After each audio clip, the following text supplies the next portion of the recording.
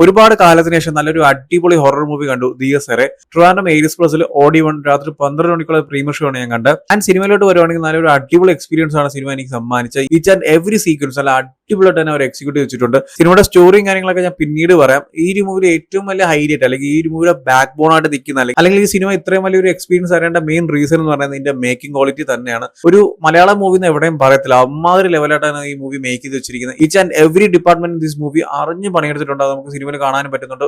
കാരണം ഓരോ സീക്വൻസ് ആയാലും അതിന്റെ എക്സിക്യൂഷൻ ആയാലും മേക്കിംഗ് ആയാലും ക്വാളിറ്റി ആയാലും എല്ലാം വേറെ ലെവലാണ്. ടോപ്പ് നോച്ച് എന്ന് വേണമെങ്കിൽ പറയാം. ഒരു സീക്വൻസ് പോലും ഓക്കെ ഇത് വർക്ക് ആയാലും ഇത് കുറച്ചുകൂടി ബെറ്റർ ആക്കാം എന്ന് എനിക്ക് തോന്നിയില്ല.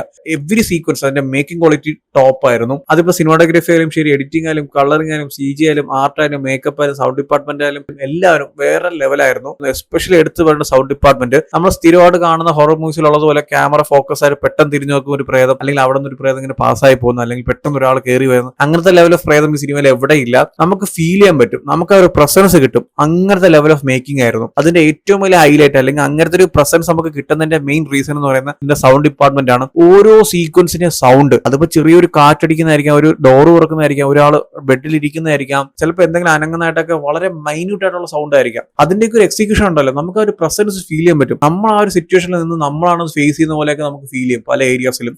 എസ്പെഷ്യലി ഒരു പ്രണവ് ഇങ്ങനെ ഒറ്റയ്ക്ക് നിൽക്കുന്ന സീക്വൻസ് ഉണ്ട്, അവിടെ അവന്റെ പ്രേതം വന്ന് പേടിപ്പിക്കലും തിരിഞ്ഞു നോക്കും അവിടെ പ്രേതം ഇവിടെ പ്രേതം, അങ്ങനെയൊന്നുമില്ല. സ്പോയിലർ അല്ല ഞാൻ പറയുന്ന, അങ്ങനത്തെ ഒരു എലമെന്റ് സിനിമയിലില്ല. പക്ഷേ സൗണ്ട് വെച്ചിട്ടുള്ള കുറച്ച് പരിപാടിയുണ്ട്. അതിന്റെ ഒരു എക്സ്പീരിയൻസ് അത് വേറെ ലെവൽ തന്നെയായിരുന്നു. വളരെ ചെറിയൊരു സൗണ്ട് ആയിരിക്കും, വളരെ ചെറുതെന്ന് പറഞ്ഞാൽ വളരെ ചെറുത്, അത് നമുക്ക് ഫീൽ ചെയ്യാൻ പറ്റും ഈ എൻറ്റയർ മൂവിയിൽ.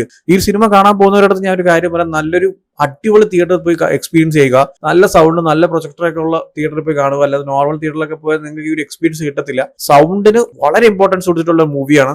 സൗണ്ട് കേട്ട് നിങ്ങൾ പേടിക്കും. ഞാനിതിപ്പോ എന്റെ റൂമിൽ ഇരുന്ന് റെക്കോർഡ് ചെയ്യാണ്. ഇവിടെ ഫുൾ ഇരുട്ടാണ്. ആകെ ഇവിടെ ഉള്ള ഒരു ലൈറ്റ് സോഴ്സ് എന്ന് പറയുന്നത് എന്റെ മോണിറ്റർ എന്ന് പറയുന്ന ലൈറ്റ് ആണ്, അല്ലാതെ വേറെ ഒന്നുമില്ല. ഇപ്പൊ എന്റെ ബാക്കിൽ നോക്കുവാണെങ്കിൽ ഒരു കട്ടിലുണ്ട്, സൈഡിൽ നോക്കുവാണെങ്കിൽ ജനലാണ് ഓപ്പൺ ആയി കിടക്കുവാണ്. ഇങ്ങനത്തെ ഒരു എക്സാക്ട് സിനാറിയോ സിനിമയിലുണ്ട്. ഞാൻ ജസ്റ്റ് ചുമ്മാ ആലോചിക്കാൻ പോയി നെഞ്ചിടിക്കുക. ആ ലെവലാണ് ഇവർ ഓരോ കാര്യങ്ങളും എക്സിക്യൂട്ട് ചെയ്ത് വെച്ചിരിക്കുന്നത്. ഞാൻ പറഞ്ഞ പോലെ മറ്റേ ക്യാമറ വെച്ചിട്ട് അവിടെ ഒരു ആള് അല്ലെങ്കിൽ അവിടെ അപ്പുറത്തൊരു പ്രേതം പെട്ടെന്ന് കയറി വരുന്നു, അല്ലെങ്കിൽ പ്രേതം വന്ന് മുന്നിൽ നിന്ന് പേടിപ്പിക്കണം, അങ്ങനെയല്ല. അങ്ങനത്തെ ഒരു എലമെന്റ് അങ്ങനത്തെ ഒരു പ്ലേസ്മെന്റ് ഒന്നും ഈ സിനിമയിൽ എവിടെയില്ല. പക്ഷെ നമുക്ക് ഫീൽ ചെയ്യാൻ പറ്റും ആ ഒരു പ്രസൻസ്. ആ ഒരു പ്രണവിന്റെ ക്യാരക്ടറിന്റെ കൂടെ വേറൊരാൾ ആ റൂമിലുണ്ട് അല്ലെങ്കിൽ അടുത്തുണ്ട്. അതിന് ചുമ്മാ ക്യാമറയെ കൊണ്ട് വരേണ്ട ആവശ്യമൊന്നുമില്ല. ഈ സൗണ്ടും ഈ സിനിമയുടെ എൻറ്റയർ മേക്കിംഗ് കൊണ്ട് നമുക്ക് മനസ്സിലാവും അവിടെ ഒരാളുണ്ട്. ആ ഒരു പ്രസൻസ് ഉണ്ടല്ലോ, അവിടുത്തെ ഒരു സൗണ്ടും ആ എക്സിക്യൂഷൻ ഉണ്ടല്ലോ, അത് വെച്ചാണ് നമ്മളെ പേടിപ്പിക്കുന്നത്. ആൻഡ് മൂവിയുടെ സ്റ്റോറിയിലോട്ട് വരികയാണെങ്കിൽ ഒരു സിമ്പിൾ സ്റ്റോറിയാണ് എനിക്ക് ഫീൽ ചെയ്തത്. കാരണം ഞാൻ ഇതേ സ്റ്റോറി ഇന്ത്യൻ മൂവീസിലായാലും ശരി, ഹോളിവുഡിലായാലും എസ്പെഷ്യലി ഇന്തോനേഷ്യൻ ആൻഡ് കൊറിയൻ ഒരുപാട് കണ്ടിട്ടുണ്ട്. വളരെ പ്രെഡിക്റ്റബിൾ ആയിട്ടുള്ള സ്റ്റോറി ആയിട്ടാണ് എനിക്ക് ഫീൽ ആയത്. കാരണം ഫസ്റ്റ് ഹാഫിൽ ഒരു പോയിന്റ് കഴിയുമ്പോൾ തന്നെ എനിക്ക് ഏകദേശം കാര്യം മനസ്സിലായി ഇത് എങ്ങോട്ടാ പോകുന്നത്. പക്ഷെ ആ സിനിമ നമ്മളെ പിടിച്ചിരുത്തി നമുക്ക് ആ ലെവൽ ഓഫ് എക്സ്പീരിയൻസ് ആയിരുന്നുണ്ടെങ്കിൽ അതിന്റെ മെയിൻ റീസൺ എന്ന് പറയുന്നത് സിനിമയുടെ മേക്കിംഗ് ക്വാളിറ്റി ഒന്നുകൊണ്ട് മാത്രം തന്നെയാണ്. സിനിമയുടെ സ്റ്റോറിയും കാര്യങ്ങളൊക്കെ ഞാൻ ഡീറ്റെയിൽ ആയിട്ടൊന്നും പറയുന്നില്ല.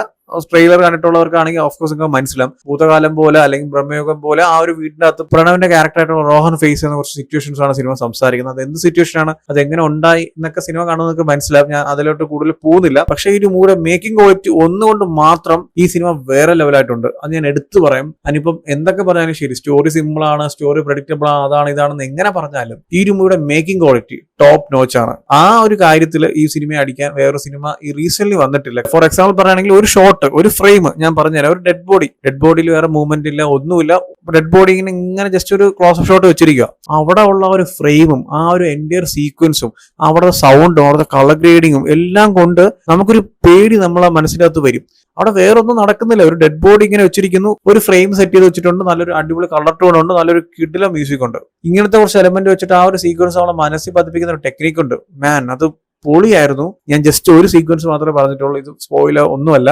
ഒരുപാട് സീക്വൻസ് ഉണ്ട്. അവിടെ പ്രേതമൊന്നും ഇല്ലാതെ ഒരു പ്രസൻസ് മാത്രം കാണിക്കുന്ന സീക്വൻസ് ഉണ്ട്. അതിന്റെ ഒരു എക്സിക്യൂഷനും അതിന്റെ ലെവൽ ഓഫ് മേക്കിംഗ് ഒക്കെ ടോപ്പ് ആയിരുന്നു. ഇങ്ങനത്തെ ഒരുപാട് സീക്വൻസ് ഈ ഒരു മൂവിലുണ്ട്. എന്നെ ഞെട്ടിച്ച് 2 സീനുണ്ട്. ഞാൻ ഡീറ്റെയിൽ ആയിട്ട് പറയുന്നില്ല, ജസ്റ്റ് ഒരു പോയിന്റ് പറഞ്ഞു പോവാം. ഒരു നിഴലിന്റെ പരിപാടി ഉണ്ട്, അത് പൊളിയായിട്ടുമായിരുന്നു. ആൻഡ് അതുപോലെ തന്നെയാണ് ഈ സിനിമയുടെ പ്രീ ക്ലൈമാക്സ് ആൻഡ് ക്ലൈമാക്സ്. ആ ഒരു പോയിന്റ് ഒരു ട്രാക്കിൽ പോയിട്ട് പിന്നീട് അവിടെ നിന്നൊരു ചേഞ്ച് ഉണ്ട്. രാഹുലിന്റെ ഇതിലുമുള്ള മൂവീസിലൊക്കെ ഉള്ളതുപോലെ, ഇപ്പൊ ഭൂതകാലമായാലും ശരി, ബ്രഹ്മയുഗമായാലും അതിലൊക്കെ ഉള്ളതുപോലെ ഒരു പോയിന്റ് കഴിഞ്ഞാൽ പിന്നീട് അങ്ങോട്ട് വേറൊരു ലെവലിലോട്ട് സിനിമയുടെ സ്റ്റോറി പോകുന്നുണ്ട്. അതുപോലെ ഇതിലോട്ടും പോകുന്നുണ്ട്.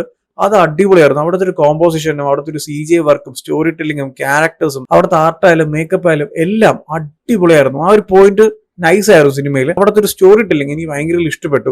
ഒരു നരേഷൻ പോർഷൻ അതൊക്കെ നൈസ് എക്സിക്യൂഷൻ ആയിരുന്നു. എനിക്ക് പല ഏരിയാസിൽ ഒരു A24 ഒരു മൂവിയായിട്ട് തോന്നി. A24 മൂവീസ് ഫോളോ ചെയ്യുന്നവർക്ക് അറിയാം, ഒരു different variety of story telling ആയിരിക്കും. അവർ ഭയങ്കര ജംപ് സ്കെയർസ് ഒക്കെ വെച്ചിട്ടല്ല അവർ പേടിപ്പിക്കുന്നത്, അവരെ പേടിപ്പിക്കുന്ന ടെക്നിക്കേ വേറെയാണ്. അങ്ങനത്തെ ഒരു രീതിയിലുള്ള ഒരു മൂവിയാണ് ഇത്. നമ്മൾ സ്ഥിരമായിട്ട് കണ്ടുവരുന്ന ടെംപ്ലേറ്റ് ഹൊറർ അല്ല, ഡിഫറെന്റ് ആയിട്ടുള്ള ഒരുപാട് കാര്യങ്ങൾ സിനിമയിൽ വന്നിട്ടുണ്ട്. അതൊക്കെ നല്ലൊരു അടിപൊളി എക്സ്പീരിയൻസ് ആയിരുന്നു. ഈ ഒരു മൂവിയുടെ സ്റ്റോറി ടെല്ലിംഗ് ഒക്കെ എനിക്ക് പ്രഡിക്റ്റബിൾ ആയിരുന്നു. അത് എന്റെ ഒരു പോയിന്റ് ഓഫ് വ്യൂ ഞാൻ പറയുന്നത്. ബാക്കി ഈ ഒരു മൂവിയുടെ ടെക്നിക്കൽ സൈഡ് ആയാലും മൂവിയുടെ എക്സിക്യൂഷൻ ആയാലും സ്റ്റോറി ടെല്ലിംഗ് ആയാലും ഈച്ച് ആൻഡ് എവരി സീക്വൻസ് ആയാലും എല്ലാം അടിപൊളി എന്നൊക്കെ പറഞ്ഞ ടോപ്പ് നോച്ച് ആയിരുന്നു. റീസെന്റ് വന്നതിൽ വെച്ച് one of the best horror movie എന്നാണ് എനിക്ക് പറയാം. അത്ര കിടിലം എക്സിക്യൂഷൻ ആയിരുന്നു. സോ എന്തായാലും എല്ലാവരും പോയി കണ്ടുപോകുക. നല്ലൊരു അടിപൊളി തിയേറ്റർ തന്നെ ചൂസ് ചെയ്യുക.